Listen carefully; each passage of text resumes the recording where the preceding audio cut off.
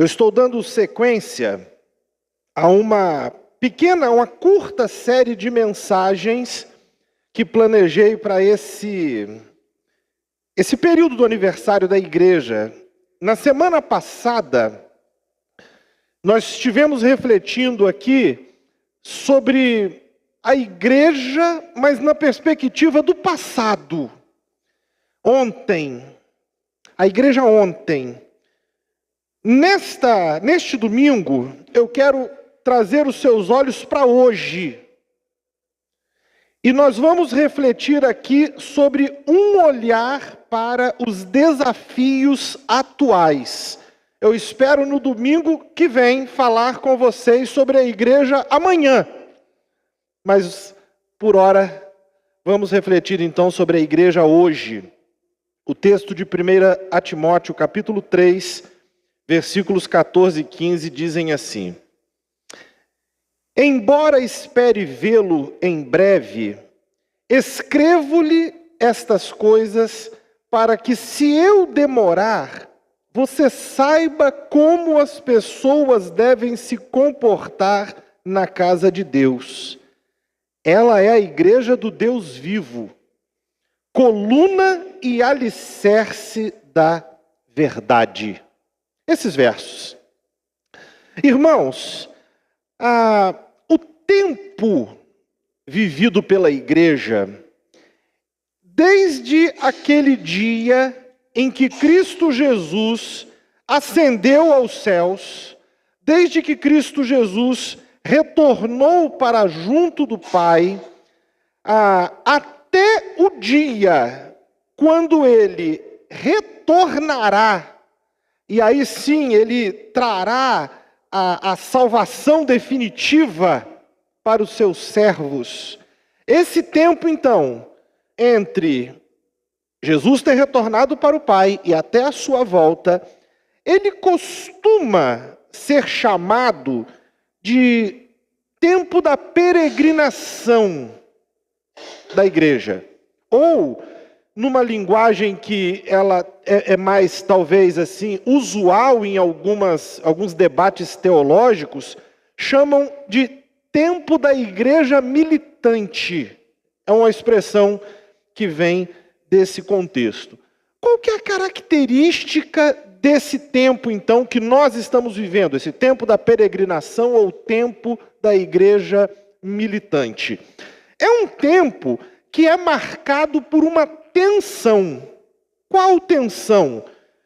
A que vem do fato de nós estarmos no mundo, mas nós não pertencermos ao mundo. O próprio Senhor Jesus, ele orou ao Pai pelos seus discípulos, até mesmo por aqueles que viriam a crer por conta disso. E ele orou e ele pediu ao Pai: eu não vou pedir que o Senhor os tire do mundo, mas eu peço que o Senhor os guarde do maligno, os guarde do mal, os preserve. Porque nós vivemos essa tensão. Estamos no mundo, mas nós não fazemos parte dele. Uma outra coisa que faz parte desse período da peregrinação é o fato de que este é o tempo para nós cumprirmos a missão de testemunhar acerca de Cristo. É o tempo que nós temos para sermos sal e luz. Não existirá outro tempo posterior. O tempo é esse. É o tempo de nós darmos seguimento à missão que recebemos do Senhor e sermos sal e luz. É um tempo também de luta espiritual contra o mal e contra o pecado. Estamos constantemente, individualmente, cada um por si, lutando contra o pecado, e estamos lutando também naquilo que as Escrituras vão chamar de uma luta mesmo contra os principados e potestades que governam este mundo de treva. Então, é um tempo de luta, um tempo de batalha contra o mal e contra o pecado. Ao longo, então, dessa peregrinação da igreja, ela precisou aprender a lidar com as demandas que surgiam a cada época, a cada tempo. A igreja precisou descobrir como lidar em cada momento desse. Mas fato é que não houve um momento sequer sem que algum tipo de pressão ou algum tipo de ataque estivesse acontecendo sobre a igreja. E, consequentemente, o tempo atual não é diferente nesse sentido. E, logicamente, este tempo tem também os seus próprios desafios. Quando Paulo escreveu esta carta a Timóteo, ele fez uma declaração que nós acabamos de ler aqui, que destaca a posição que a igreja ocupa frente a esses desafios. Ele destaca isso nesses versos.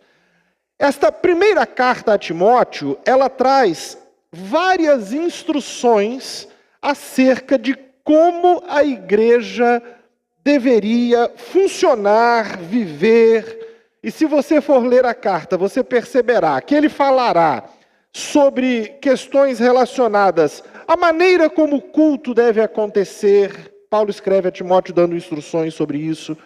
Paulo escreve a Timóteo falando para ele sobre os cuidados que ele precisava ter na escolha de líderes para a igreja. A maneira como a igreja deveria cuidar das viúvas. Ele vai falar sobre os relacionamentos entre as pessoas. Então, há uma série de instruções nessa carta. A igreja e os crentes deveriam então saber, segundo a gente viu nesse verso, especialmente o verso de número 15, os crentes deveriam saber como agir na casa de Deus. Porque, afinal, ela é a igreja do Deus vivo. E é também coluna e alicerce da verdade. A igreja, ela é a casa de Deus no sentido de que ela é a família de Deus. No sentido de que é onde as bênçãos do Senhor, bênçãos espirituais, são concedidas como que de um pai para os seus filhos. E, obviamente, pertencer a esta família, pertencer a esta casa, viver nessa casa, requer também um certo proceder.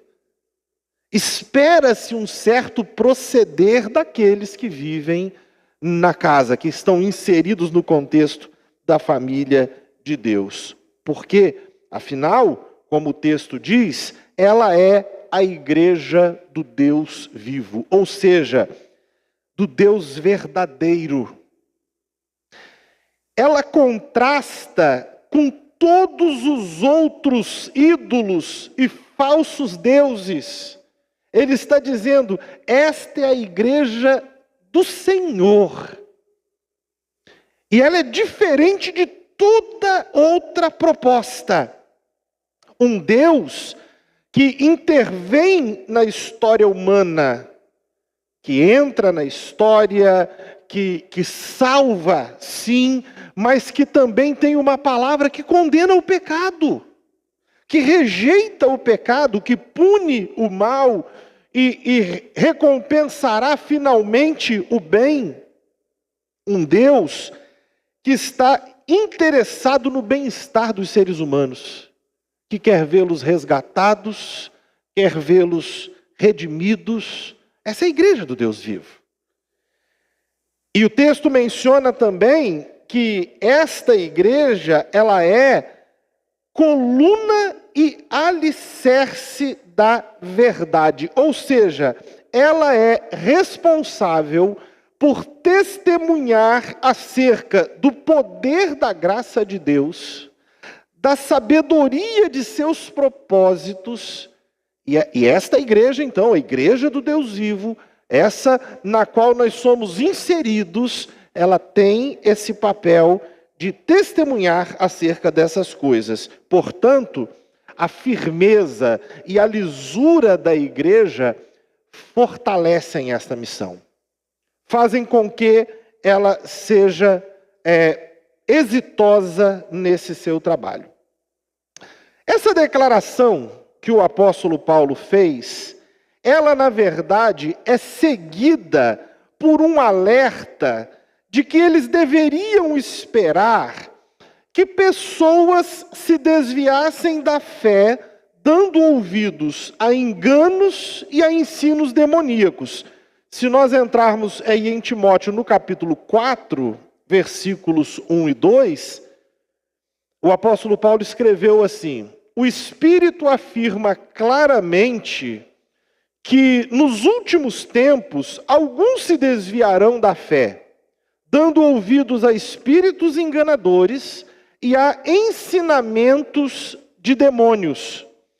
É muito curioso isso, porque Paulo está dizendo, vocês precisam lidar com o fato de que pessoas abandonarão a fé em algum momento.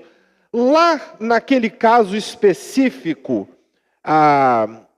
da igreja de Éfeso, onde Timóteo servia, o que vinha acontecendo ali é que estava se formando no contexto da igreja uma doutrina herética influenciada pelo gnosticismo, que vinha trazendo uma perspectiva de que, de alguma forma, o corpo humano era desprezível e o espírito era quem tinha o seu valor. E isso trazia uma série de interpretações equivocadas, mas isso estava se infiltrando no meio dos irmãos, e Paulo está dizendo, olha, pessoas darão ouvidos a isso. O Espírito afirma que nos últimos tempos isso aconteceria. A apostasia, ela aconteceria e a igreja precisaria lidar com esse drama, esse abandono da fé, esse abandono da obediência do Senhor. É curioso nós pensarmos que a apostasia e a rebelião são sinais do fim dos tempos. São indicativos, na verdade, daquele tempo previsto pelo Senhor, quando Ele retornará. E quando Ele colocará fim na história como nós cremos, trazendo a salvação finalmente. Mas esse sentimento, então, de distanciamento, de apostasia, é apresentado pelo apóstolo Paulo aqui como sendo um sintoma a ser observado, porque isso indicaria que o tempo do Senhor está próximo. E como então se pode perceber, em cada fase da igreja, a igreja precisou lidar com esses desafios. Desafios que, se nós formos avaliar bem, sempre foram variações dentro do mesmo tema. O apóstolo Paulo, por exemplo, escreveu na segunda carta aos Tessalonicenses, capítulo 3, verso 2, ele pede oração aos irmãos nessa carta, dizendo que eles corriam perigo, por quê? Porque a fé não é de todos. E aqueles que, porventura, rejeitavam a fé e se opunham à fé, eram hostis. E ele disse, orem por nós, porque nós vivemos esta realidade. Então, se nós olharmos ao longo da história da igreja, perceberemos que no final de tudo, todas as lutas que a igreja enfrentou passou por esse mesmo tema. A fé não é de todos. E de tempo em tempo a igreja teve que lidar com essas questões. Nós nos perguntamos então, quais seriam os desafios do nosso tempo? Da atual fase que a igreja vive, quais são esses desafios? Nós vivemos um tempo, a meu ver, de grandes e aceleradas mudanças no mundo todo. Vocês têm a sensação de que a coisa é frenética? No mundo todo nós percebemos isso. E qual é a tarefa da igreja nesse processo? Ora, ela precisa encontrar como responder, agir adequadamente frente a essas mudanças. Em alguns momentos, a ação dela é validar algo que seja bom, que seja pertinente. Outras vezes, a reação da igreja será de condenar e dizer, olha, isso está na contramão da vontade do Senhor.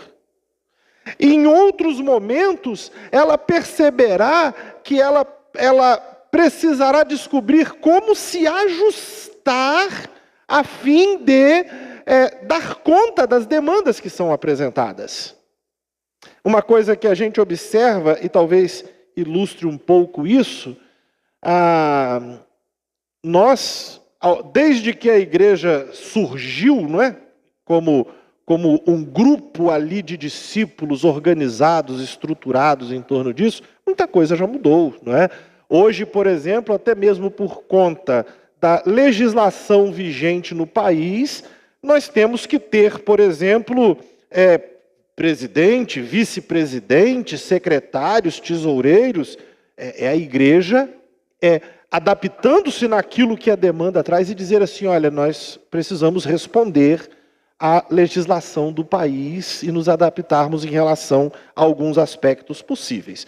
Muito bem, mas deixe-me pensar então sobre algumas dessas mudanças que mais impactam a vida da igreja, a meu ver. Uma delas, ela é chamada de secularização.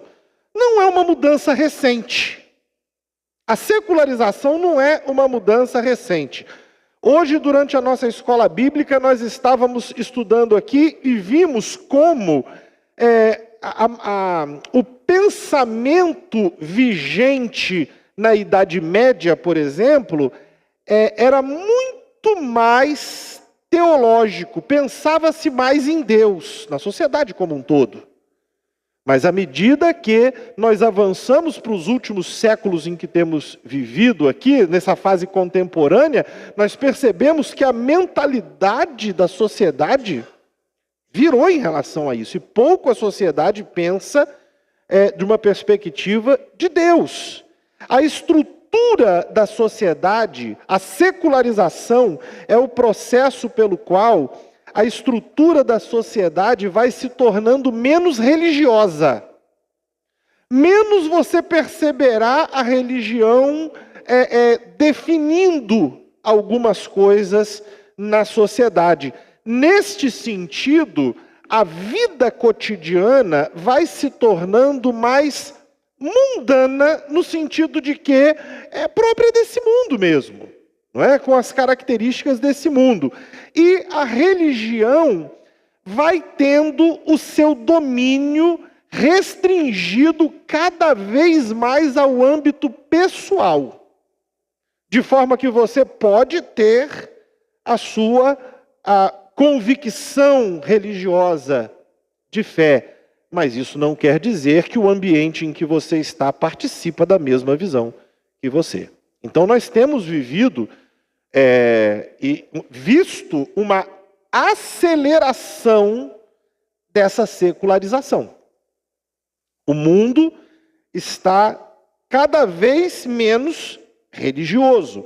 E com isso, o que acontece então? A religião, ela vai perdendo a sua voz no debate público. Nós vimos aqui na nossa escola bíblica que um dos desafios da igreja é trazer essa ética proveniente da sabedoria do Senhor para o espaço público. É papel da igreja ser essa voz. Mas cada vez menos, no que a gente tem visto hoje, há espaço para a religião no debate público. Especialmente entre jovens cujas mentes estão sendo muito moldadas por essa cultura secularizada. Por esse pensamento secularizado. Então, um dos desafios da igreja do nosso tempo é a chamada secularização. Um outro desafio também, que considero muito relevante para nós pensarmos sobre ele, diz respeito às mudanças na forma como nós vivemos. Essas mudanças foram impulsionadas em grande parte pelas inovações tecnológicas. Você tem consciência disso? Você sabe, por exemplo, que desde o processo da industrialização, da revolução industrial, o processo de industrialização, a vida das pessoas mudou muito. As pessoas migraram de uma realidade que era mais rural, passaram a viver em cidades. A maior concentração, pelo menos no Brasil hoje, das pessoas é nos centros urbanos. O campo foi esvaziado. Mas com isso, a forma de viver também foi enormemente impactada. Mas não apenas por essas coisas lá do período da industrialização, mas muitas outras mudanças têm sido experimentadas e a maneira como nós vivemos e como nós nos relacionamos mudou muito ao longo do tempo. Mudou muito. Basta você pensar, por exemplo, sobre os entretenimentos que nós tínhamos e os que temos hoje. Alguns de vocês aqui, talvez mais vividos, tenham tido a possibilidade de passar pela experiência de confeccionar os próprios brinquedos.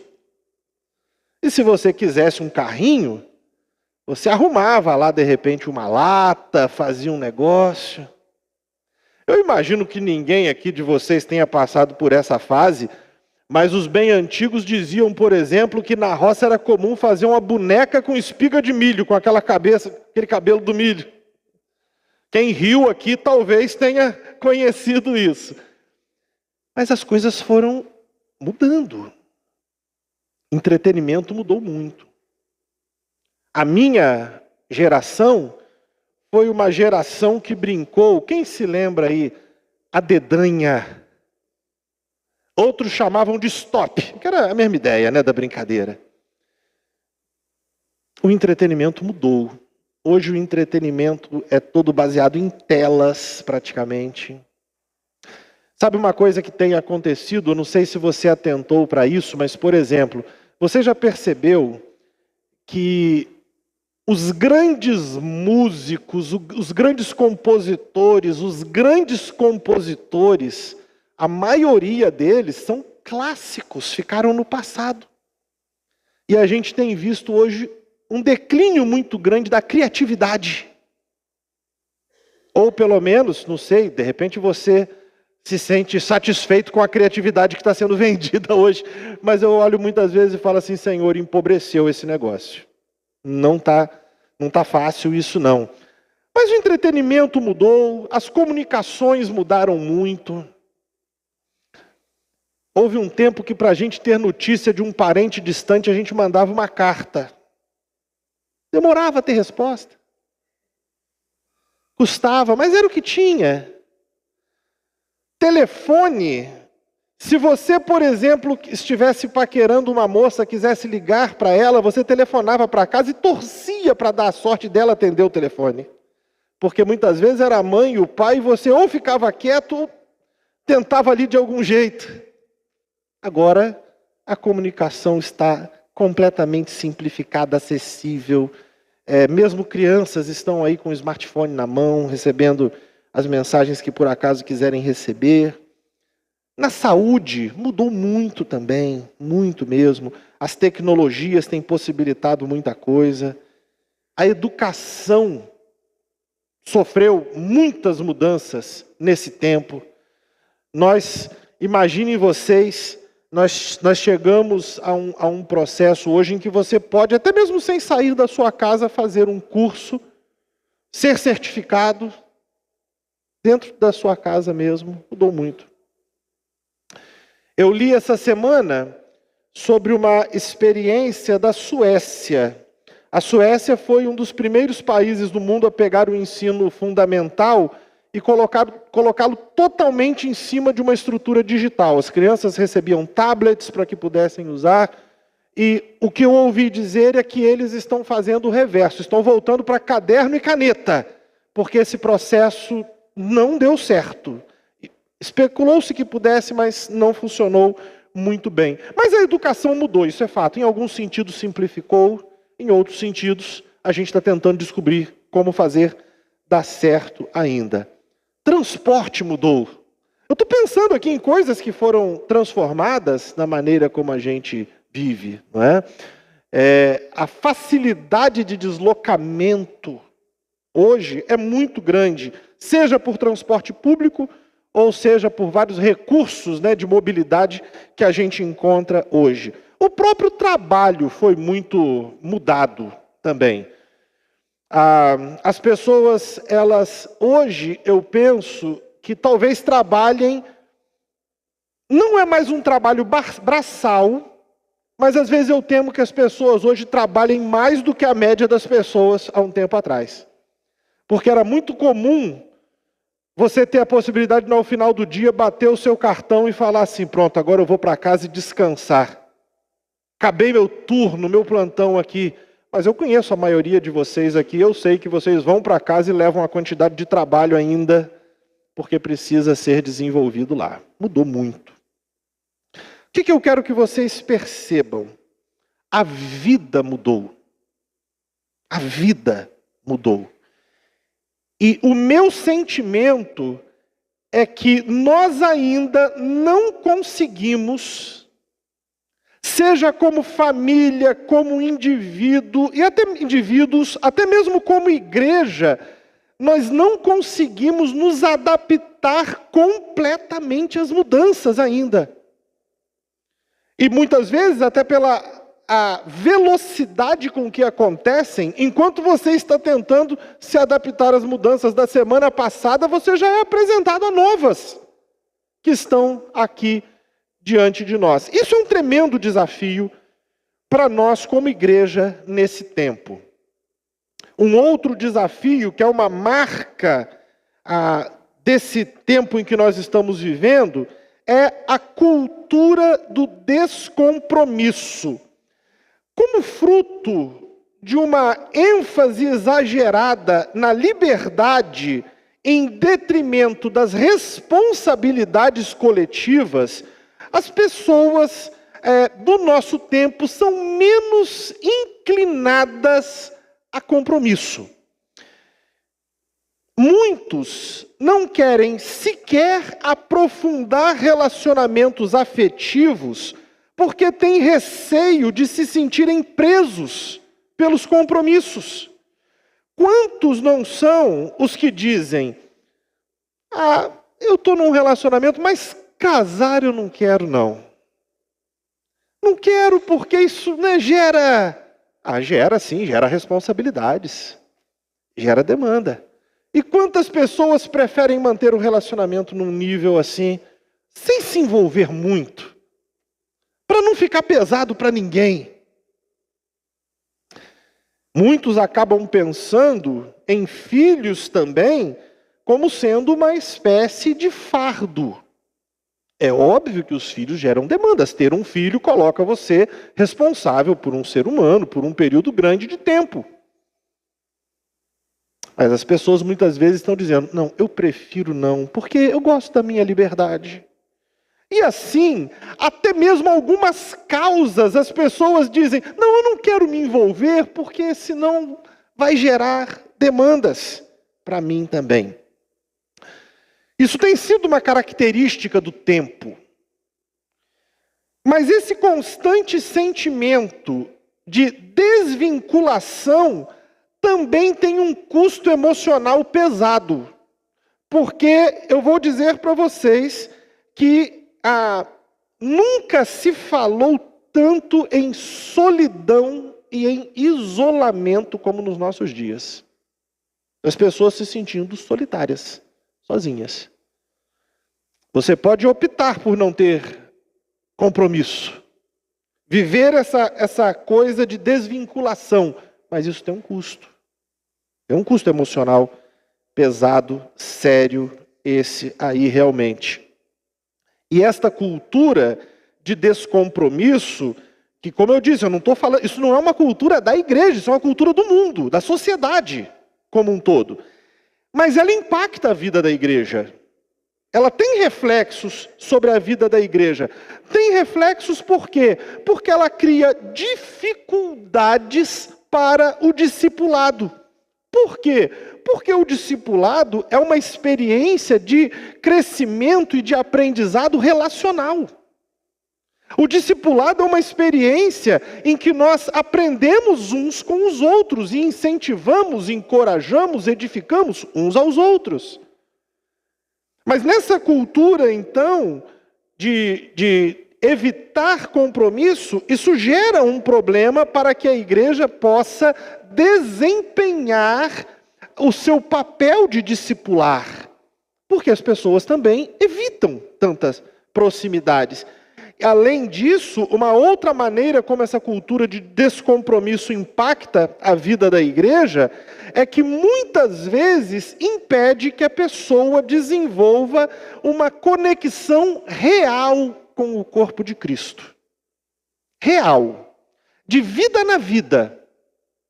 O descompromisso muitas vezes faz com que a gente esteja próximo, mas não esteja nele. Cultura de descompromisso. E tem gerado esse tipo de coisa, então. E como resultado de uma mistura da secularização, que é uma tendência do mundo, a secularização misturada com as mudanças reais na maneira como a gente vive, e ainda misturado aí essas duas coisas, essa cultura de descompromisso, isso acaba gerando também, em algumas situações, falta de engajamento dos membros de uma igreja. A secularização influencia isso. Porque o nosso mundo é menos religioso. Importa-se menos com isso. A maneira como a vida mudou afeta isso. Porque a vida, mesmo com tanta tecnologia, não se tornou exatamente mais simples para nós. Ela está pesada, está corrida, está desgastante em muitos sentidos. E aí você acrescenta a isso essa cultura de descompromisso em que a pessoa diz, eu não quero peso, eu quero ficar curtir mais a mim, eu não estou disposto a me doar muito a quem quer que seja. Fato é que a tendência que nós observamos é que as pessoas de hoje costumem ser menos engajadas do que foram no passado. Por uma mistura dessas coisas. Não um elemento só, mas por uma mistura dessas coisas. E a dificuldade, então, da falta de engajamento, a dificuldade em fazer com que os membros se conectem e estejam envolvidos, de fato, uns com os outros, é, sim, um elemento que dificulta o crescimento saudável da igreja. É uma das dificuldades com as quais nós precisamos lidar. Além disso, a falta de engajamento, em alguns contextos, provoca também a sobrecarga de alguns que se esforçam para suprir as demandas, quando nós poderíamos ter muito mais êxito se esse engajamento for realmente maior. E a última mudança no mundo que eu gostaria de destacar aqui é o multiculturalismo. O multiculturalismo é um conceito que defende que todas as visões de vida e de mundo são aceitáveis e devem ser valorizadas. Isso é um pensamento muito disseminado no nosso tempo, Por quê? Porque é também uma expressão da pós-modernidade. O multiculturalismo, ele rejeita a noção do valor de uma cultura cristã, de uma ética cristã. A sua perspectiva, qualquer cultura é igualmente válida e precisa ser acolhida. O multiculturalismo espera da igreja hoje que ela seja, de alguma forma, mais inclusiva. Desafios do nosso tempo. Desafios sérios do nosso tempo. Nós poderíamos pensar em outras mudanças que também trazem desafios, mas a mim parece que estes elencados aqui são suficientes para nós trazermos uma ideia dos desafios, dos principais desafios que nós temos. Prestem atenção. De que maneira, então, a igreja de hoje deverá lidar com os desafios próprios desse tempo? De que maneira que a gente vai lidar com essas coisas complexas que fazem parte desse tempo? A resposta ainda é a aplicação dos princípios que Paulo transmitiu a Timóteo nessa carta. A resposta para a igreja acerca desta pergunta, como a gente lida com isso, ainda é a mesma resposta que Paulo deu a Timóteo nesta carta. Por quê? A igreja ainda é a casa de Deus, regida por Ele. Ele é o Senhor desta casa. Ela ainda é a igreja do Deus vivo, que é distinto de qualquer outra manifestação religiosa. E ela precisa ainda continuar sendo coluna e alicerce da verdade. A verdade ainda precisa ser erguida e sustentada visivelmente pela vida da igreja. O que se espera, então, de uma igreja nesse tempo é que ela permaneça fiel àquilo o que Deus planejou que ela fosse. Este é o desafio da igreja hoje, que ela permaneça fiel. Talvez você se pergunte, mas a igreja muda de algum modo para dar conta de responder adequadamente aos desafios do seu tempo?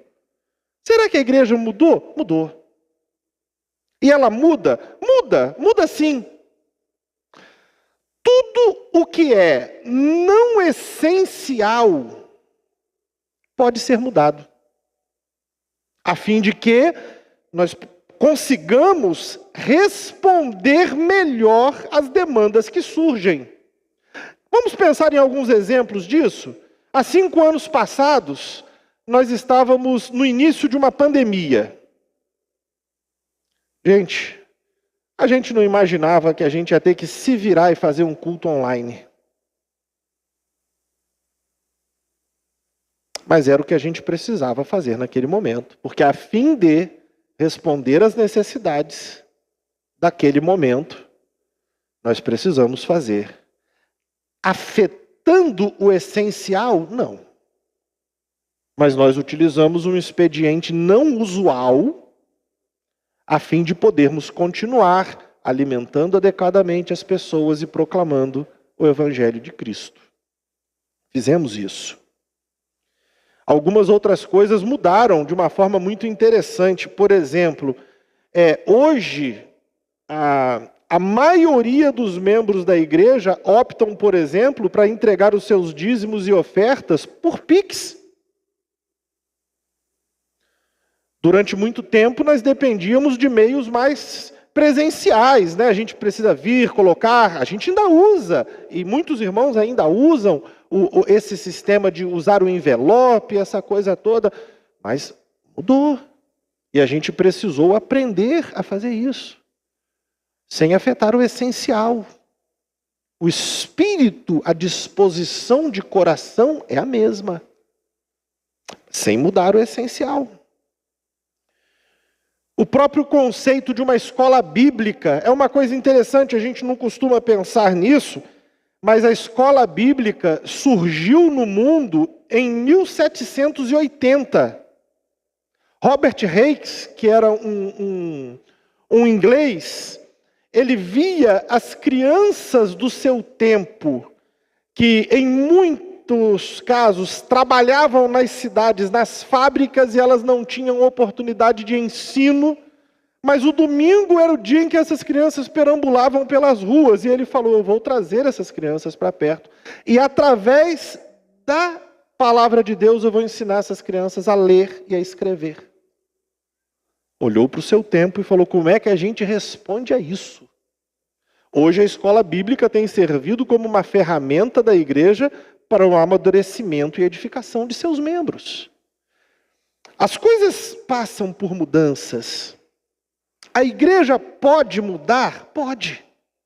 O que ela não pode é perder de vista as balizas, os parâmetros, os limites que o Novo Testamento traz para ela.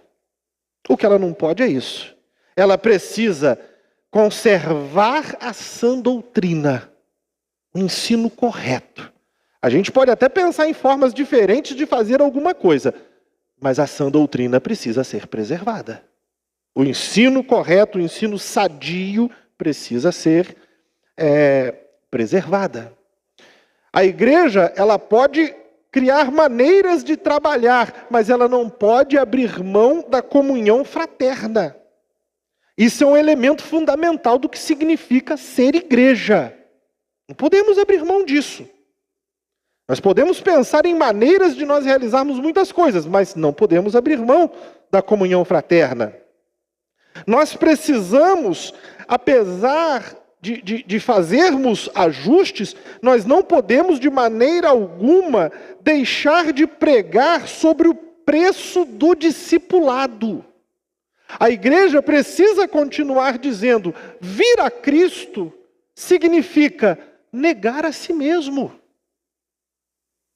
rejeitar o pecado, arrepender-se do pecado. Começar uma vida agora sob os valores, não mais os seus próprios, mas os valores do reino de Deus. Não mais a sua própria compreensão de mundo, mas aquela compreensão de mundo dada do Senhor. Precisamos continuar a dizer isso.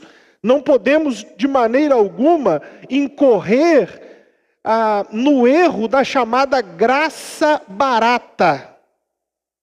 Que é a ideia de que às vezes as pessoas querem se aproximar do Senhor, mas sem qualquer sentimento de mudança de vida, de transformação.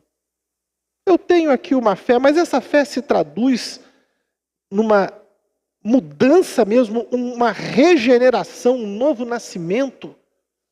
A graça barata diz assim, não tem problema. Deixa assim. Não podemos. Não podemos de forma alguma, a fim de nos acomodarmos, deixarmos de falar sobre o preço do discipulado. Quando Jesus chamou os seus discípulos e disse, se você quiser vir, negue-se a si mesmo. Negue a sua vontade. Toma a sua cruz e me siga. Não podemos, de maneira alguma. E não podemos também deixar de encorajar o sacerdócio universal, pelo qual cada um de nós tem acesso a Deus sem a necessidade de um mediador humano, e pelo qual também estamos habilitados a servir uns aos outros.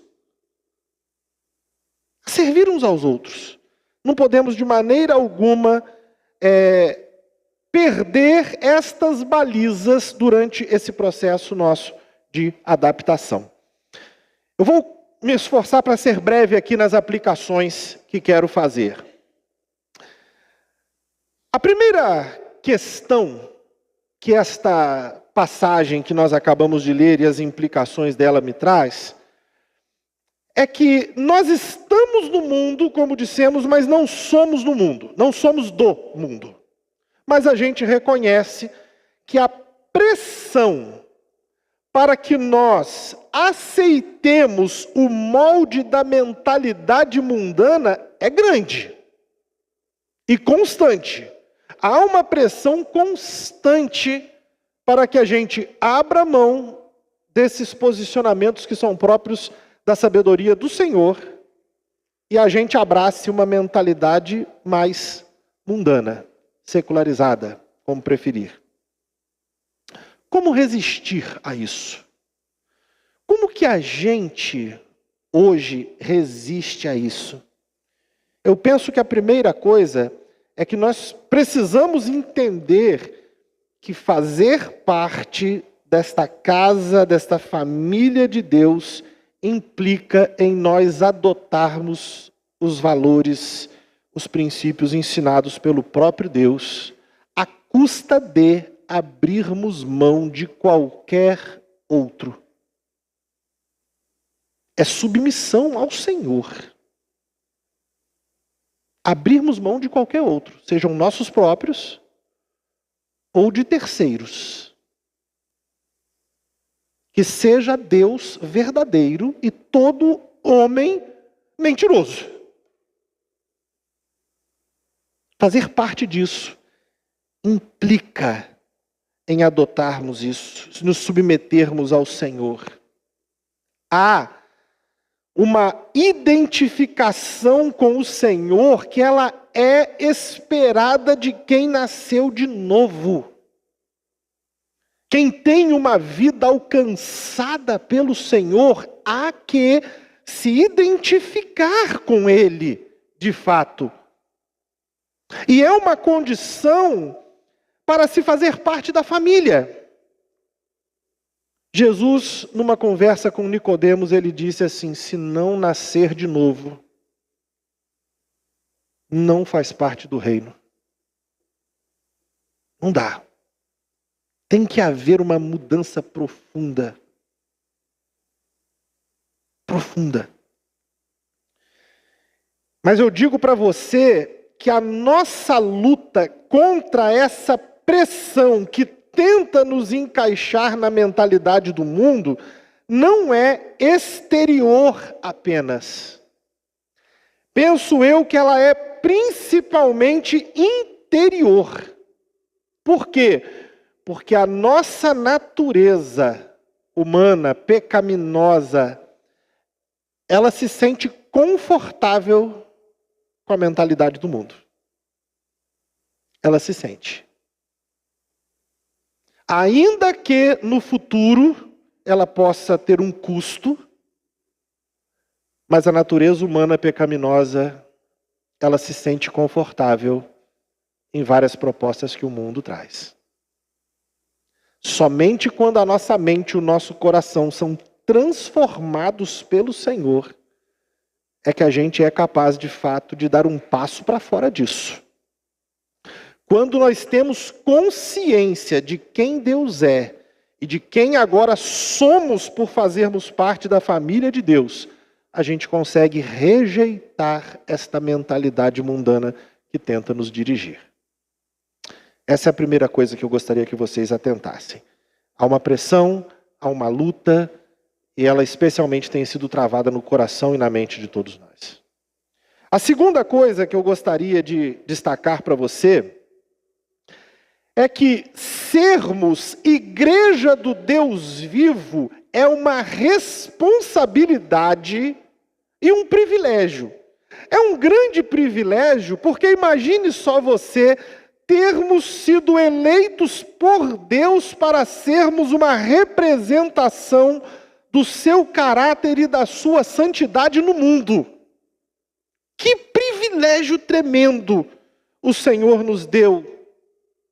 Jesus disse que na medida em que a nossa luz brilhasse diante dos homens, isso resultaria em louvor a Deus. Isso é Mateus 5,16. Ele fala isso: a luz de vocês vai brilhar, e na medida em que ela brilhar, pessoas renderão louvores ao Senhor. O nome do Senhor será louvado. Que privilégio esse! Sermos essa igreja do Deus vivo e manifestarmos o caráter e a santidade de Deus no mundo é um privilégio tremendo. Mas também é uma tremenda responsabilidade, porque nós devemos sinalizar para o mundo quem? O Deus vivo. O Deus verdadeiro. E nós precisamos então, naquilo que nós fazemos, na maneira como vivemos, como conduzimos a vida, as coisas, precisamos demonstrar que o caminho do Senhor é superior a qualquer outra proposta que já tenha existido. É uma responsabilidade muito grande. Nós precisamos levar a este mundo esta mensagem desse Deus verdadeiro que chama ao arrependimento e à salvação. Então, que nós nunca nos esqueçamos, que você nunca se esqueça de quem você representa nesse mundo. E de quem nós como igreja representamos. Somos embaixadores de Cristo. Nunca podemos nos esquecer de tal coisa. E finalmente, tenha um pouquinho de paciência comigo. A igreja deverá ser, hoje e sempre, coluna e alicerce da verdade neste mundo caído. Neste mundo perverso, mau. Sem nos surpreendermos com o fato de que alguns abandonam a fé, como Paulo disse, sem nos intimidarmos com a oposição daqueles que não têm fé, e rejeitam, e resistem, e atacam. Devemos estar muito conscientes disso, seja como for. Nós precisamos continuar sendo coluna e alicerce da verdade. Nós precisamos estar ciente que o novo sempre vem. Tem um compositor que usou essa expressão numa música sua. Mas nós precisamos acolher com discernimento aquilo que esteja alinhado com a vontade de Deus em sua palavra para nós. Nem tudo que é novo é bom. Nem tudo que é novo é aceitável. Nem tudo que é novo, ainda que produza alguns resultados interessantes, é pertinente, é compatível com a vontade do Senhor. Devemos estar cientes de que o novo sempre vem. É impossível parar as mudanças, as tecnologias, as novidades, elas sempre virão. Mas nós deveremos ter grande discernimento acerca daquilo que está alinhado com a palavra de Deus.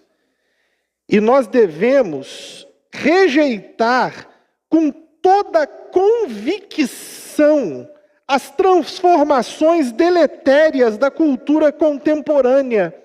Tudo aquilo que a gente percebe, isso estraga a vida, isso estraga o ser humano, isso destrói.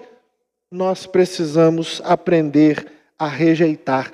A igreja precisa entender que ela assumirá a contramão. Muitas vezes dizendo, nós não podemos concordar com tais coisas. Precisamos rejeitar tudo isso que é destrutivo na cultura contemporânea. A verdade que sustentamos tem que ser aquela revelada por Deus, por meio de sua palavra, e nós nunca podemos perdê-la de vista em hipótese alguma. que nós façamos isso até aquele dia em que o nosso Senhor voltará para trazer a salvação final a todos os que permanecerem fiéis. Amém, igreja? Desafios para a igreja de hoje. Vamos orar? Fechem seus olhos comigo.